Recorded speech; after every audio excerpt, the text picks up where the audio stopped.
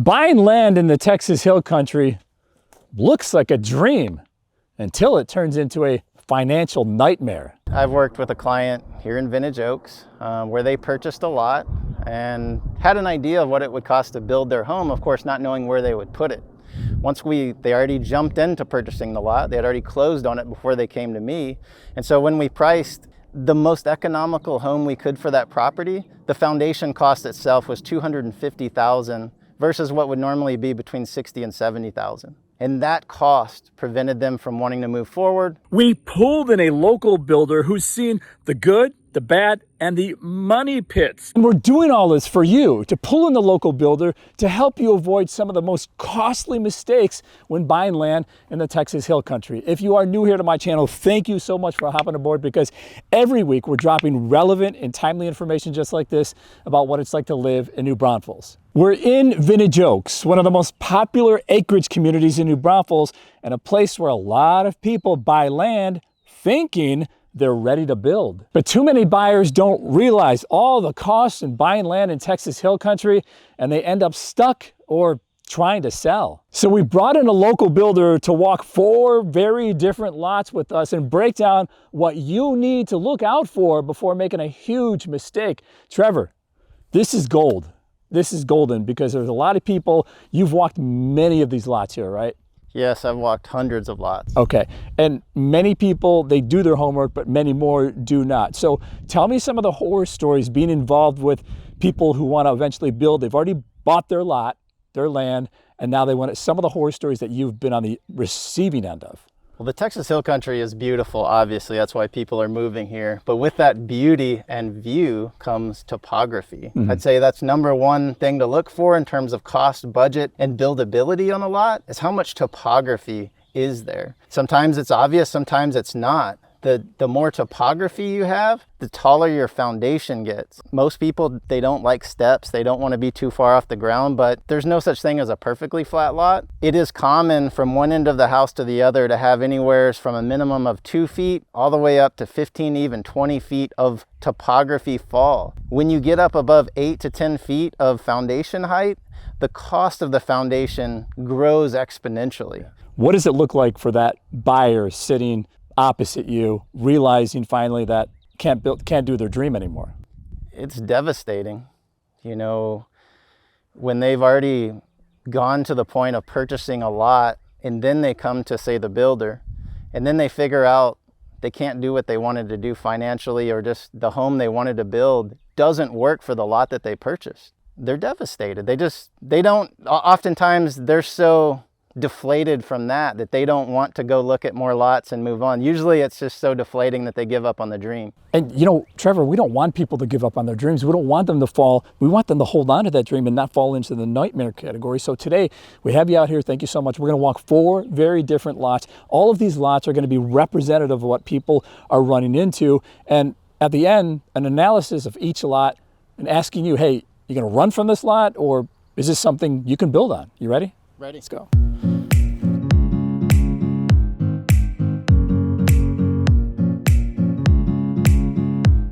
It's a pie-shaped lot, so it's real narrow in the front. So you're not going to build in the front? We can't build in the front unless you design a house specifically to fit that narrow triangle. So we need to go further back to try to figure out where's a good place to put the home. As we're coming back, we notice there's a really nice oak tree here that would sit, I think, in front of the potential home build site, which is nice to have shade. And so you're recommending, hey, listen, if you can't see what's back there, you should walk this lot, definitely, right? You've got to get inside the cedar trees. If you can't see it, if it's not wide open, you got to get in here and walk through it and see what you have. We know it has a great view, and it's somewhere back there. Now we're coming into an open area, and this feels relatively flat for the Hill Country. Now this lot has a view. Typically with a view, you have more topography. The land wants to slope, that's why you have a distant view. But is there an area that's flatter or flat enough to put a home to minimize that foundation height? And I think we found a nice area here, as well as some nice oak trees mixed into these cedars. So you've got to get in here to see them. From the street, I couldn't see any of this. This looks really nice. So we just basically, by just getting rid of the underbrush, you can see a whole lot more if it were cleared. Well, when you're purchasing land, if the previous owner cleared it of the underbrush, that helps. But oftentimes it looks like this. There's underbrush, there's cedar trees. This has some natural openings to it, which is nice. Sometimes you don't have this, and that makes it difficult to assess the land to see how flat it is and if you have any good oak trees. So you definitely have to walk it. Don't wear any toe sandals. Come back here with some boots. When you're shopping for land, try to wear something that's going to protect your feet. There's cactuses, there's rocks, support your ankles and toes. Oh, look at that. Yeah, wow, look at that. There's the ridge. Yeah, really nice view back here. And you'll notice this build site is the flattest area. It's very broad. And right behind it, really nice oak trees with nice shade canopies that'll sit right behind the house. Okay. This has a view, trees, and it's a nice flat area to build a home. Okay, so we're going to put you to the test. Is it buildable? This so you said yes. This lot is buildable. Okay, what extra costs are we running into, specifically concrete? Since we have a view and it does drop off at the end there. This lot is not pancake flat. It's got a view, and so we have a plateau area where it's flatter than the rest. But sometimes we need to make sure and shape the house and position the house to stay within the flattest area. Just having a wing of the home that sticks out too far in one direction raises the entire foundation a foot, 2 foot, 3 foot. Okay. So what are we looking at here as far as this lot with a view, topography definitely, what kind of foundation costs are we looking at? Well, with this one, in the back, you're gonna be up, I'd say you start uphill and it slopes downward, you're gonna be 4 to 6 feet off the ground if you design an optimal footprint for this lot. And that's not bad. The one benefit of that little bit of height in the back that's not too much is it gets you up to enjoy that view better, puts you at a better vantage point. Cost range, give me a cost range. 20,000, 125,000? This is very average. It depends on the size of the home, obviously. 1 story, 2 story, how big is that slab? So if it's, you can build either 1 or 2 on this, right? This is a $50,000 to $80,000 foundation on this lot, which is very average and good for the hill country. Okay, so a lot with a view like this, you're running into what? In addition to the foundation, so additional foundational costs? So let's say you're on a pancake flat lot with the smallest foundation, you're gonna spend an extra $15,000 to $20,000, $25,000 maybe, okay, to put your home on this lot versus a pancake lot, which isn't bad. And you get this view, it's private, there's a lot of pluses here and some really nice trees. West setting sun. We talked about this off camera. You want a lot that is not, where your backyard is not facing the sun when the sun goes down. People from Texas and Central Texas know that western sun in the summertime can be unbearable. And so most people who know will avoid a lot where the sun is to the west off the back of their home from their back patio, where they might have a pool, outdoor living, just big windows. If that sun is beating in on you, it's a lot to bear. So looking for a lot where you don't have that west or northwest sun in the summer coming directly in on you. Now in this case, even if this was west, there's a really nice shade tree to protect you from that sun. You can design the house to give you more shade, okay, or make sure that you have trees to help shade you in that summer sun. Now, no matter what side of the house you're on, when it's hot in the summer, it's hot and you got to find some shade and a cold drink. But so it helps to have these oaks, these large oaks for the shade. If you've got if the back of your home is to the west, it's nice to have some mature oaks to shade you. Okay, so this is the lot with a view. People go crazy over views. The next lot we're going to right now has a nice view, not as good as this one, but it does have some slope to it. So you ready? Awesome, let's check it out.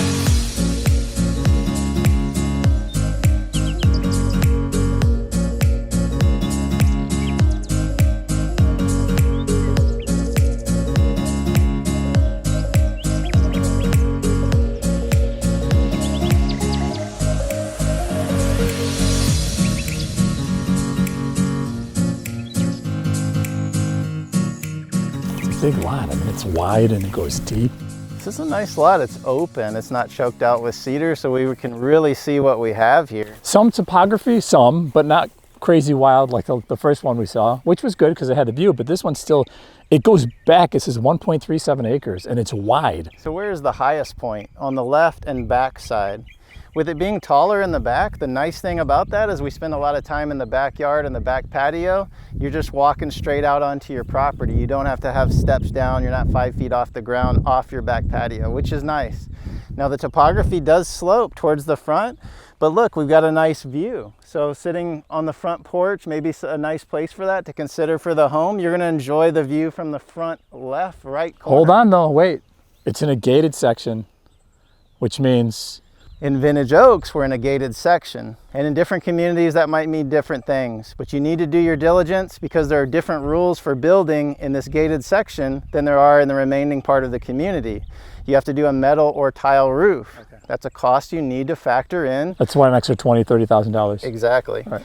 You have to build a little more minimum square footage than some of the other sections. In each gated community within Vintage Oaks, there are 3 or 4, they're all a little bit different. So you need to check out the rules before you finalize purchasing the lot.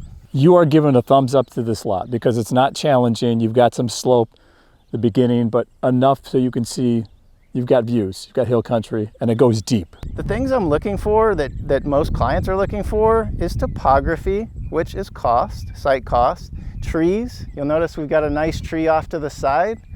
Privacy, I don't see the surrounding homes because of the topography and the cedar trees that are on the perimeter. I don't even know I have neighbors here.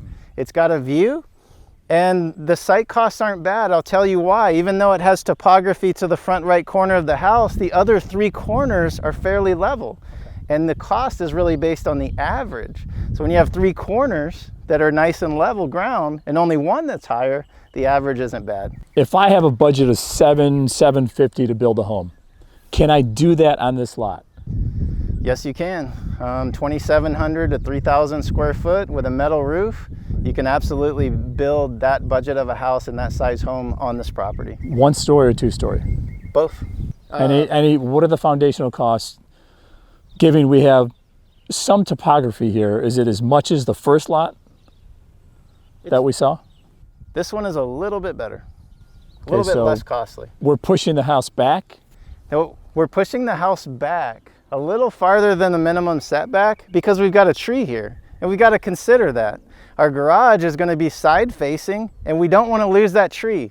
So I would move behind this tree from my driveway and my garage entrance a little further back on the property where it's actually flatter and better to build anyways.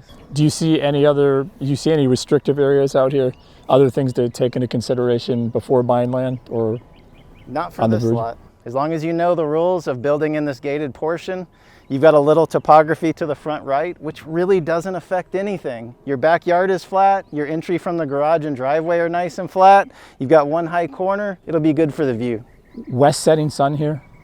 The sun direction is perfect. The sun rises in the east, sets in the west, side to side, not front to back. Okay, so how do you orientate the house then? This is a fairly rectangular lot, so you're gonna face the street. Okay, so you made a good point. Do we just want to look at rectangles or not necessarily? Because the first lot was pie-shaped, and it worked because it has the topography. It's at the end of a cul-de-sac. It's the end of a cul-de-sac too, that's a good point. But when people are looking at land in general, when looking at shapes, do we want to pretty much stay close to rectangles? It depends. I think one thing to look out for is not having enough width in the property. If it's too narrow, that restricts you of what type of house you can build. And if you need to go 2 stories. A pie shape gets narrow in the front. So as long as that build site is further back, you've got plenty of room to do what you want. On a rectangular lot, even if it's rectangular, typically a 1 acre lot or bigger has enough width, but not always. Sometimes they may only be 100 to 125 foot wide. And with your side setbacks, that's not a lot of room. So this one gets a thumbs up from Trevor. The next one, the next lot we're gonna look at, I'm not so sure. There's some crazy stuff happening. So you ready for this next one? Let's do it. Let's go.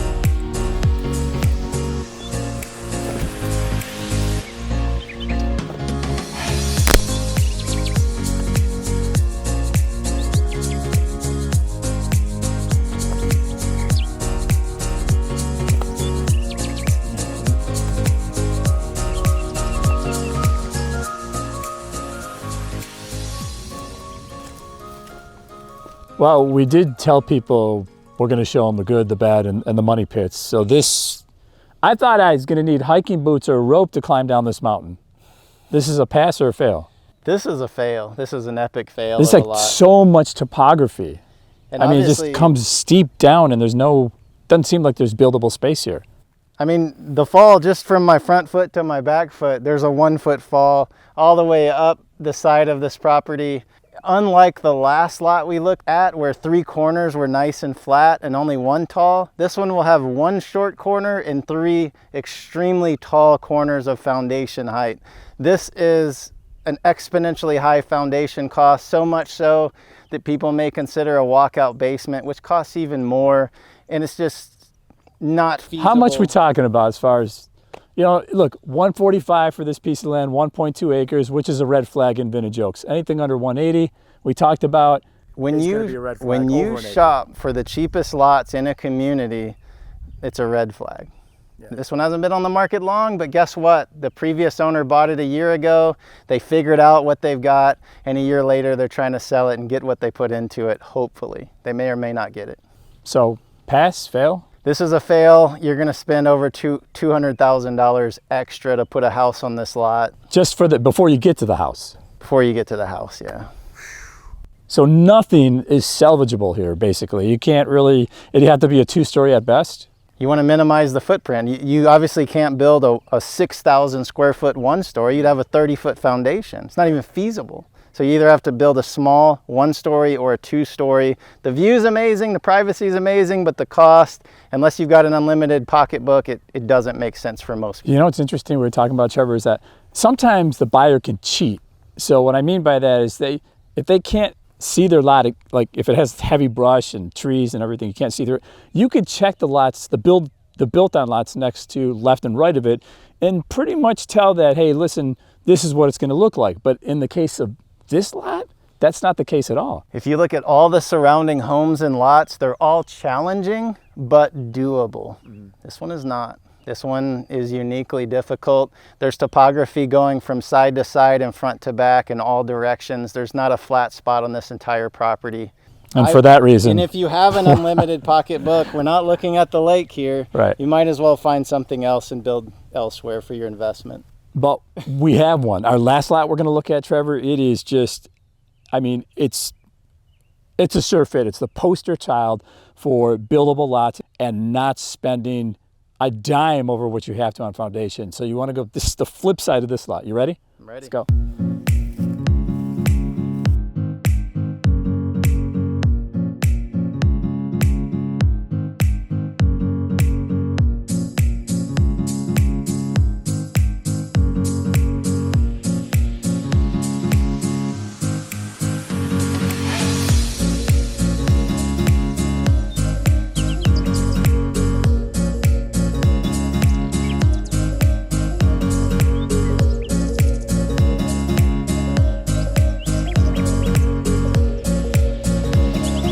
See?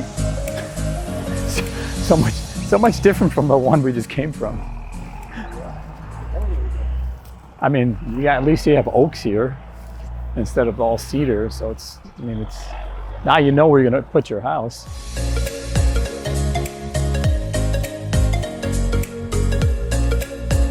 So you know what I'm liking the live oaks. I'm liking it, what looks like an elm tree. Lots of good trees. So lots of good trees around us. So this is more like a square. It's wide, right? So we like squares, we like rectangles, right? It's a very square acre. Because of the natural topography in these ranch lands, the acres are always shaped differently. That's what makes it unique. This one's really wide and equally deep. But in this case, there's nothing behind it. You can't see any homes. And you got major shoulder space between your neighbors to the right and left that are already built. Takes some of the mystery out of who's gonna build what on either side. This one already has it. You don't have a ridge view like we did the first one, but then again, you're not gonna have to worry about extra foundation costs here, yes, no? No, this is a very average to good lot. There is topography. Luckily, this lot has a plat that has 2-foot topography lines, so it's easy to access without taking measurements and to put a footprint of a house and see that there's maybe at worst case 6 feet from the farthest corner to this front right corner, which isn't bad for the hill country. So buildable? Very buildable. Any extra foundation costs here? I mean, yes, compared to a flat lot, but for the hill country, very average. How much? An extra 20,000, we'll say. Okay, since it is a square, 1 or 2 story all day, right? Lots of room to do a 1-story, 2-story if you want to capture some of the view to the front, which you could, but you can do whatever you want on this lot. There's room to do it all. West setting sun on this one? It looks like it's side to side, which is what you want. You're not going to get, the west is not behind it. So good sun, good trees, good privacy, good topography, and it has natural gas. Okay, of the 4 we saw, rank the number 1 you would purchase, no red flags whatsoever. All being equal in terms of price, I'd say this one. So I think we're saving people with the advice given today, your advice. We're gonna save people big headaches and tens of thousands of dollars. So I appreciate you coming on. What we do want to mention, you mentioned something about the plat. You mentioned a plat. We can look at a plat, and can we tell from just looking at the plat, what can we tell from that? How much it slopes? Is a little bit different. The first thing you want to see is how the property is shaped. What are the lot dimensions on the front, on the sides? It gives you a sense of scale and how you might fit a scaled house to that footprint. The plat, in some cases, shows topography. This developer, throughout 20 plus sections, they did them all differently. This final one had 2-foot topography lines. So I can really get a sense from that plat what kind of topography, and be very exact of where to place that home and how much topography there would be for the foundation. Okay, so explain it to me like a 5th grader, right? So if I'm looking at a plat and I see the lines are tighter together, what does that mean? The tighter together they are, the steeper it is. Okay. So the fewer the topography lines, the flatter it is. So the wider out, the more spread out there, but keep in mind, they could be 1 foot, 2-foot lines. They could be 5 foot, 10 foot. So you've got to pay attention to what each line signifies. Having 2 lines that signify 10 feet, that's a lot of fall. What will the plat tell us that not necessarily walking the lot will? In other words, as far as restrictions? So it'll show you where the boundaries are, the dimensions, like I said. It may show drainage easements, utility easements on the sides, things like that. Look to your architectural guidelines for the community to know what your setbacks are to the sides, to the front and rear. Also, don't forget corner lots. They typically have unique rules as well. You may see drainage easements where you're not able to build within that drainage area, and it may really confine the area that you can build and put your septic tank, which out here you need septics. The other thing could be an aquifer recharge area. I've run into that a few times where there's a whole area of the lot where you can't put anything. Not a house, not a septic, not a secondary structure, and you need to know that before you purchase the lot. Okay, what about, let's talk about that, because you can go under contract on a lot and have an option period like we do with resale homes. So it works the same way, like 5 or 7 day option period, pull in a contractor, pull in a builder to see if it's doable for your budget. Yes, do your diligence by getting the option period. It differs for everybody, but at least 5 days so that you can get the plat, you can get the architectural guidelines and have time to review it and make sure you can build the home that you want to build for your budget on that lot. Do your diligence. So yeah, plat. What about that architectural guideline thing? Because that could be a wall for you building your house. I mean, if you want a certain house that's just kind of a little bit different, then you've got to do a little bit of diligence. The architectural guidelines are the rules, and as long as you follow them, you should be able to do everything within those rules. It's going to say the minimum square footage. It's going to have rules about secondary structures. There may be different rules about having to have a metal or tile roof. The outside colors. Some communities, those rules were written 15 years ago, only earth tones. They don't like blacks and whites. You need to know that going in. So before moving forward, this is valuable advice. Like I said, I couldn't be more thankful because we have people watching now who are thinking about buying land, but now know they need to do a little bit more homework other than just walking a couple feet in and seeing that the view is great, right? You got to find a resource like you who can lead people with the tools to see where the lot boundaries are, to get the information they need so they can make an informed decision. Thank you, sir. Appreciate it. Thank you.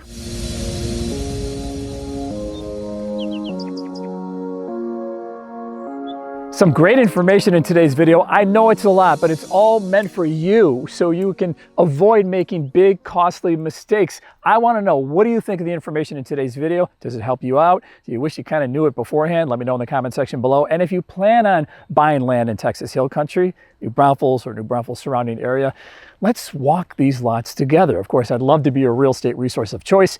You can email me, you can call me, or you can shoot me a text. As always, thank you so much for watching our videos, and we'll see you on the next one.